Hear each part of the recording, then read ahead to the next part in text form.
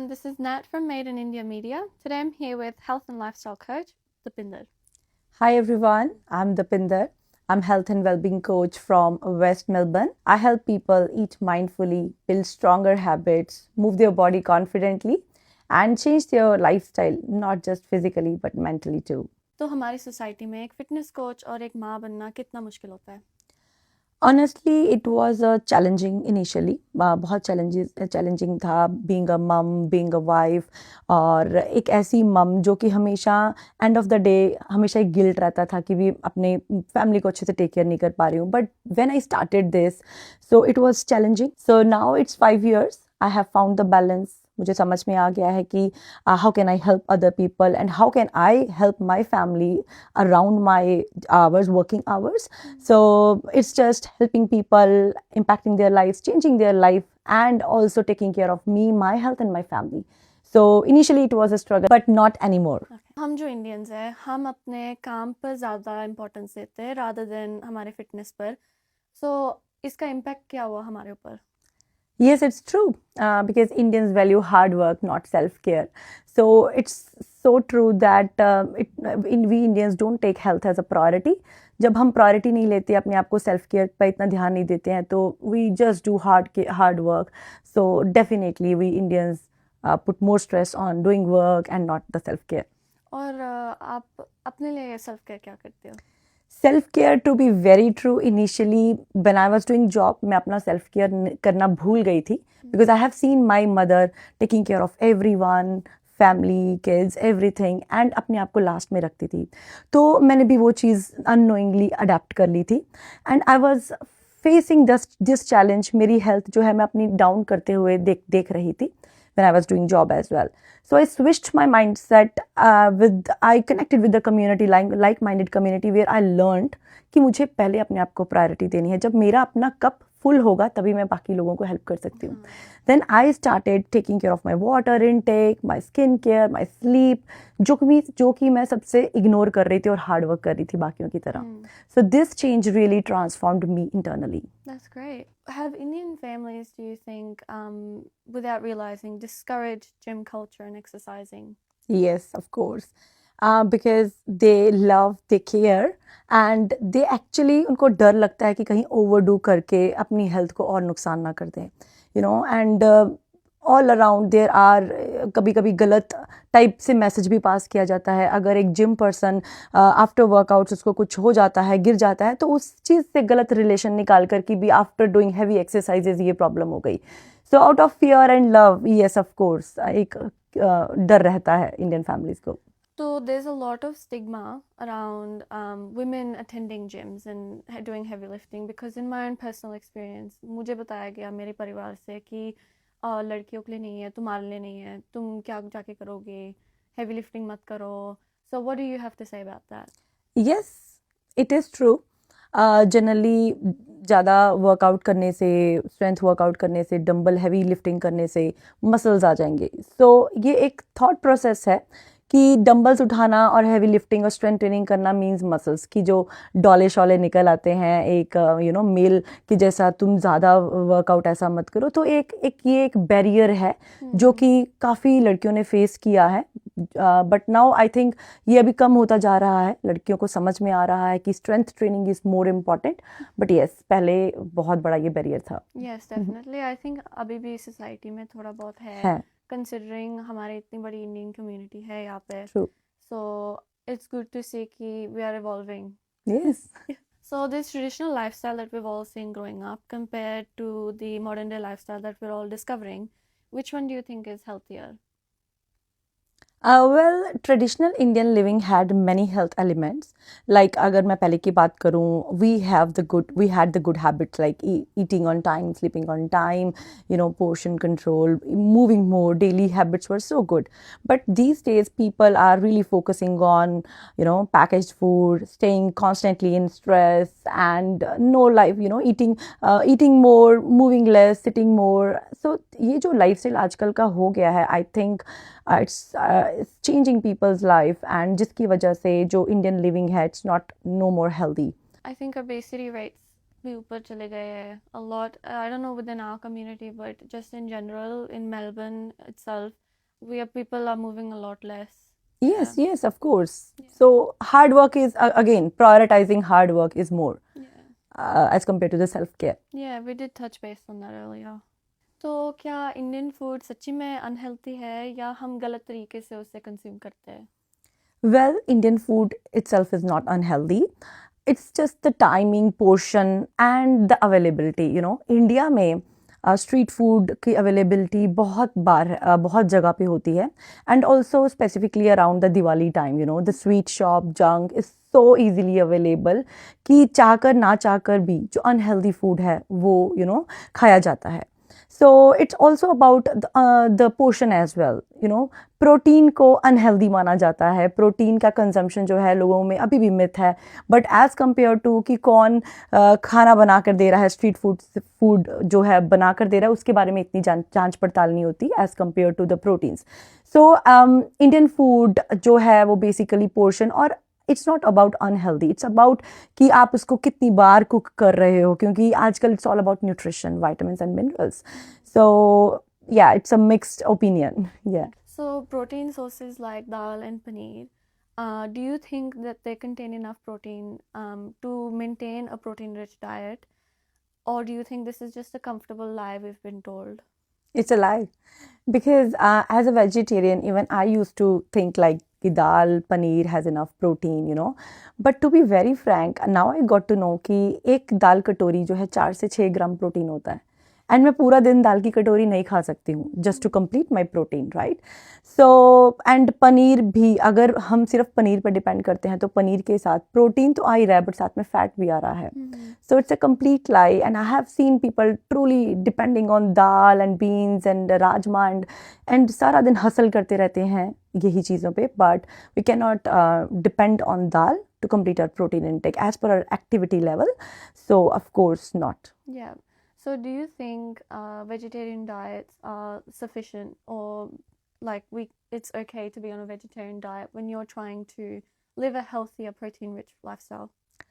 See, specially जब आप बाहर की कंट्रीज़ में होते हो, आपके पास इतना टाइम नहीं होता है. टू बी वेरी ट्रू, हम सारा दिन किचन में कुक नहीं कर सकते हैं. We have a life style, we have a stressful life style here. And even अगर आप इंडिया में भी, जहाँ पर आपके पास सारी फैसिलिटीज़ हैं, तब भी we can not truly depend on being a vegetarian. I have seen people is एक मिथ में रहते हैं कि हम वेजिटेरियन होकर हम प्रोटीन पूरा कर रहे हैं, but actually it is not completing per daily activity, per daily consumption. So according to me, no, being a vegetarian I was struggling 5 years back. मुझे लग रहा था कि मैं घर का खाना खा रही हूँ, दाल पनीर पूरा टेक केयर कर रही हूँ, but I was facing many health challenges, low energy level, hair fall बहुत हो रहा था. बच्चों के साथ उनकी एनर्जी लेवल मैच नहीं कर पा रही थी. And I was facing this challenge and I was looking for the answers कि क्या मिसिंग है, what's a missing puzzle. But thankfully now I've got it. No, it's protein. Yeah. So you mentioned that just alone on a vegetarian diet, it's not sufficient for us to reach our protein goals for the day. How much protein do you think is enough for us to have during the day? See, protein requirement is, varies from person to person as per their activity level as well as per their weight, total weight. So if I take my example, if I'm 60 kgs and I'm very active, like kids के साथ actively हूँ, मैं workout कर रही हूँ, नहीं भी कर रही हूँ, still I'm actively working here and there. So still I need at least मेरे weight जितना मुझे protein चाहिए 60 gram per day, not per week or not per month. Okay, so it's a per day requirement. So in order to complete that protein, ऐसा भी नहीं है कि सारा प्रोटीन हम एक ही बार में ले सकते हैं. We need to divide it on daily portion controlled. So morning में कुछ 20 gram and then 20 gram in the afternoon and then 20 gram by the end. So this is how I complete my protein. I, on top of normal Indian diet, including dal, paneer, the good food items like chana salad, I add on my protein, I add on along with what I am eating. So this is the best thing when we do for our body. We cannot complete through the normal diet. So I add on protein smoothie, through which I complete my at least 40 to 50 gram of protein in a day. Yeah. So it's more so about conscious eating and watching what you're eating and actually counting carbs, calories, fats, protein. Exactly. Okay. We cannot take protein whole day, we cannot take carbs whole day, we cannot take fiber whole day. पूरा दिन salad खाकर पेट खराब हो सकता है, right? So it's a balance of everything, and of course when we find our balance, then body जो है बहुत सही तरीके से चलना शुरू होती है. So there are myths, like you said. What are some of the myths? There are myths, lot of myths, especially around protein topic. मैंने बहुत सारे लोगों को एक डर के साथ प्रोटीन स्टार्ट करते हुए देखा है, एंड वो जो डर है ना, अगर बाई चांस वो प्रोटीन स्टार्ट कर भी लेते हैं, उनको थोड़ा सा पेट खराब होता है, छींक भी आती है ना, तो वो हमेशा प्रोटीन पे ही इल्ज़ाम लगाते हैं कि देखा हमने बोला था प्रोटीन स्टार्ट करने से ये प्रॉब्लम हो सकती है. यस, एंड वो जो डर है, वो मिथ है, वो पुराने टाइम से हमारे पेरेंट्स से या कहीं ना कहीं एक डर से जो है कंटिन्यू आ रहा है, चलता आ रहा है.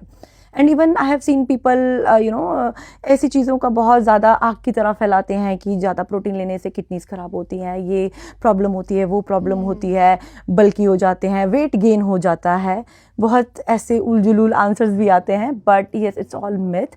जब आप एक गाइडेंस के साथ, एक प्रॉपर नॉलेज के साथ स्टार्ट करते हो, आपको कभी भी प्रॉब्लम नहीं होती है. So it's a basic requirement. We need 30% protein in a day. So it's a basic thing. So आप वेजिटेरियन बन के आप खुद क्या खाते हो प्रोटीन के लिए?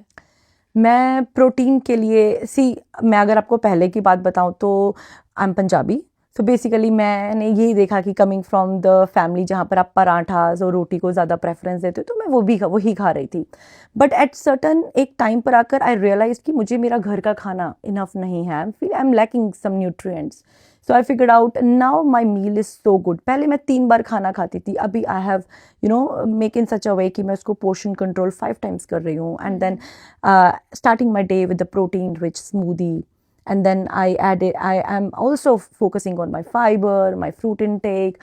And then पहले जब मैं लंच की प्लेट में अपने लंच रेडी करती थी, सिर्फ मैं चपाती और सब्जी को इंक्लूड करती थी. Now I have started adding, protein के नाम पे स्पेशली या तो दाल या yogurt. It's so good to add. That gives us a feeling of fullness.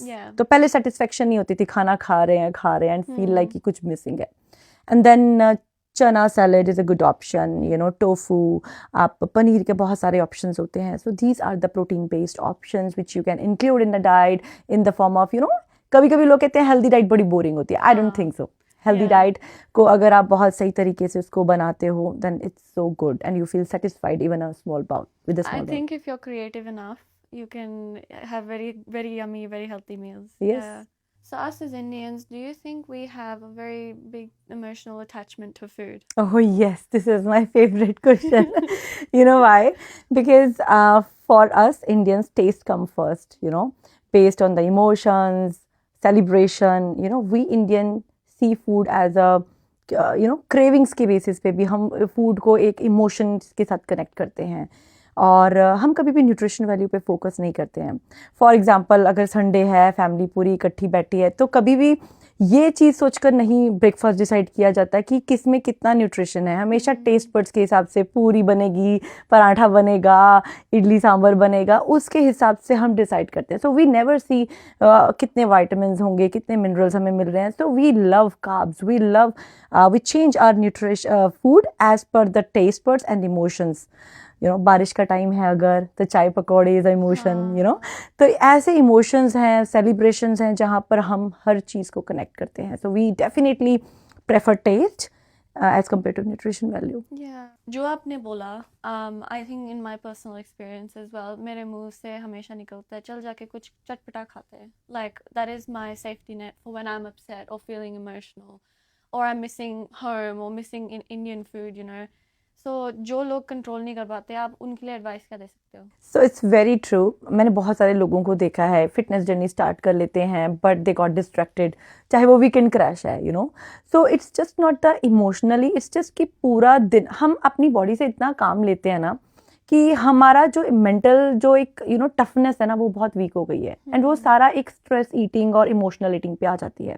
सो वहाँ पर हम अपने आप को कंट्रोल नहीं कर सकते. फॉर एग्जांपल, हम पूरा दिन काम कर रहे हैं एंड हम अपनी बॉडी को स्टार्व करा रहे हैं भूखे रखकर.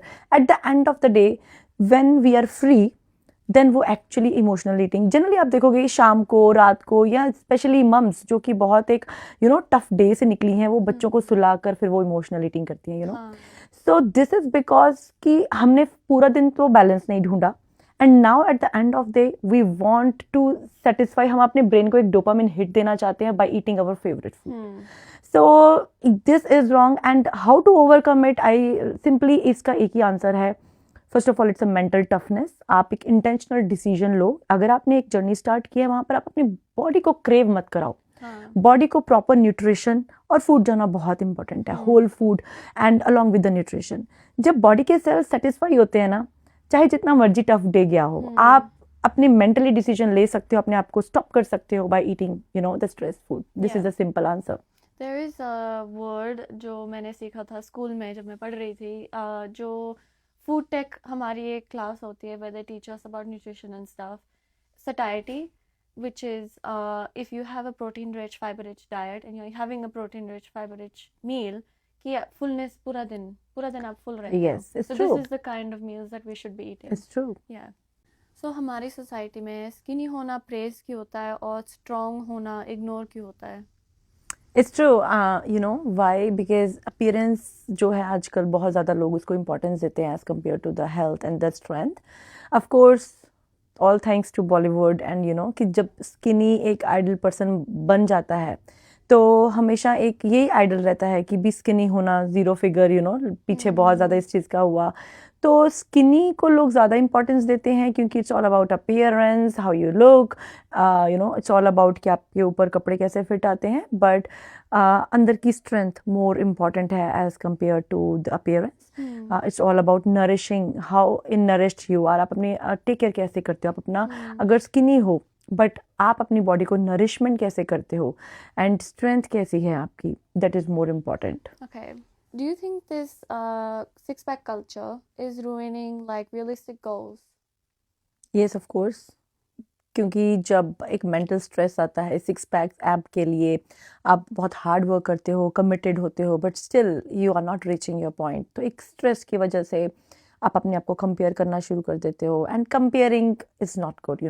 People start judging you and then the social circle भी कभी कभी ऐसी बातें कर देता है जिसमें लो कॉन्फिडेंस आ जाता है. So because of the low confidence again that lead to the unhealthy lifestyle.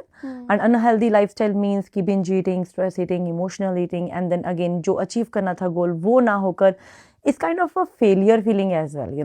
जो लोग बहुत अटेम्प्ट कर चुके हैं, एक टाइम पर आकर उनको लगता है कि this is not for them, वो एक फेलियर अपने आप को बना देते हैं. तो that is actually connected to the emotional and then part as well. तो दिस इज समथिंग सोसाइटी को भी इस चीज़ पे वर्क करना चाहिए. Yeah, I think if you're comparing yourself constantly, like you said, it can really lead to emotional downfall, mental downfall. तो मेरे नानी नाना in India, they walk and they think that this is enough for them. So do you think walking is enough exercise for us to maintain fitness levels? See, walking is powerful, no doubt. We can prefer walk after having lunch or dinner. But अगर आप weight loss को connect करते हो walking करके, I have seen many people, Deepinder हम 10,000 steps चलते हैं, still I am not able to lose weight, why this is so, I am eating mindfully, why this is so. So actually walking is not a exercise. Strength, mobility और अपनी body के हर muscle group पे काम करना is something different then walking. When you work on your muscles, you work on your strength, that needs different level of commitment and that requires different level of तो of course walking अच्छी चीज़ है, but we cannot achieve the good strength and mobility with walking only. Yeah. So if you sweat more in the gym, does that mean you have more fat burn? No, absolutely not. Sweat से it doesn't mean कि आपका fat loss हो रहा है. ये एक heat loss है. It's just a body का एक cooling, cool करने का एक अपना way है.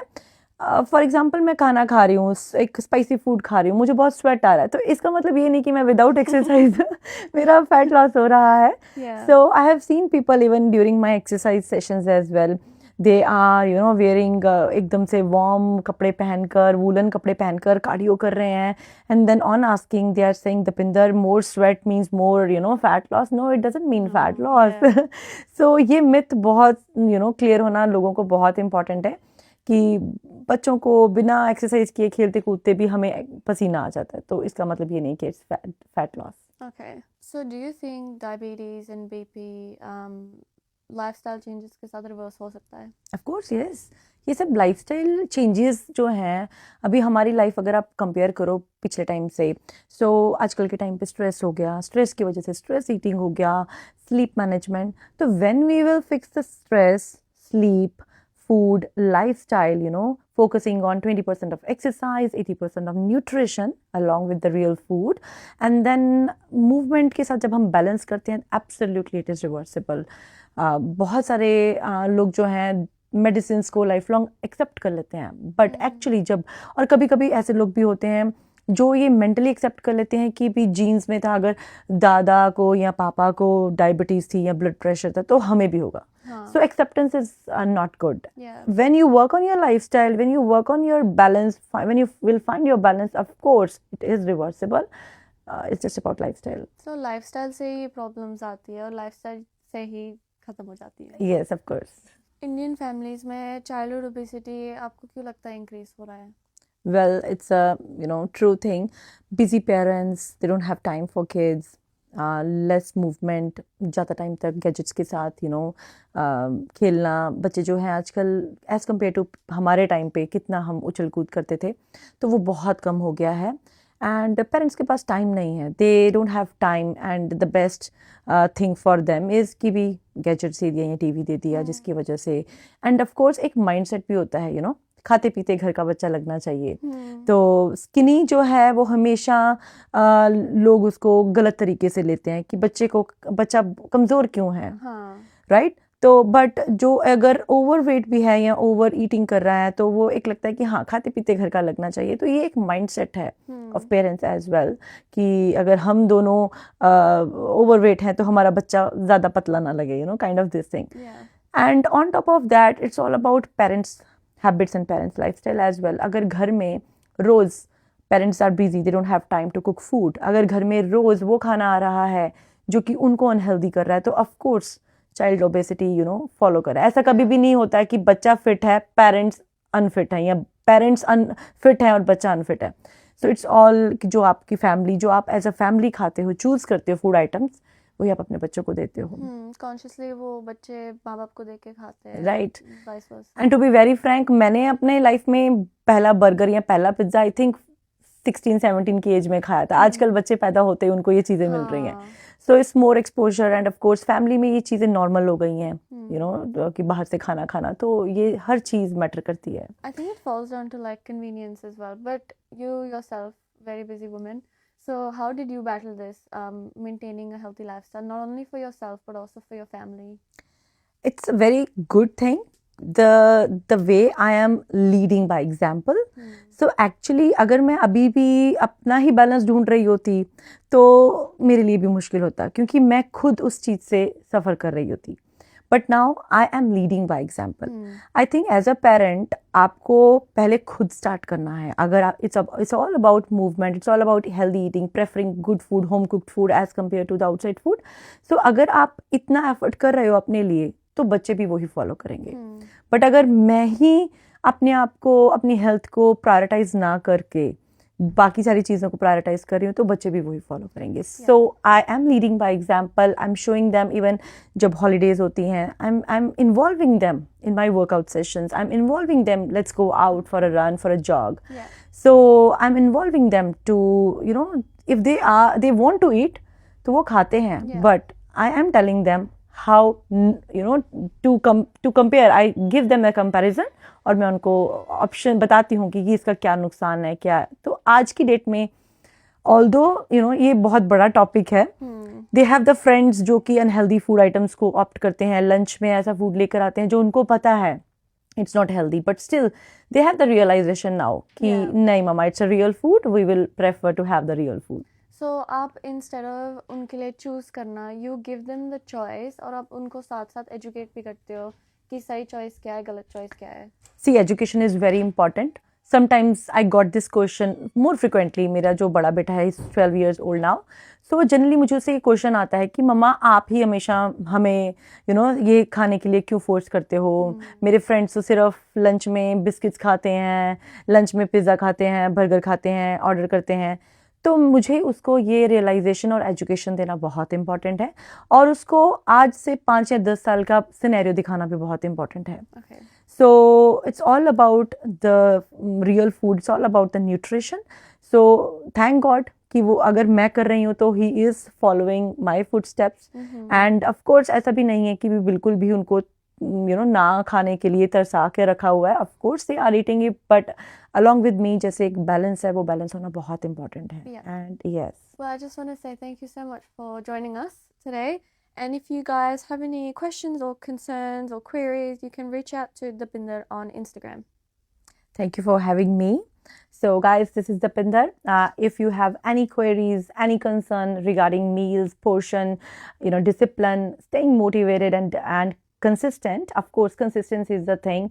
And of course, if you want to work on your sleep management, stress management, all about, lifestyle, you can reach out to me. You can find me on Instagram with the name of deepinder24.fit.coach. So you can message me for more inquiries or can have a free consultation call as well. Thank you. This has been Nat from Made in India Media. अगर आपको पसंद आया video, please like and subscribe and stay connected.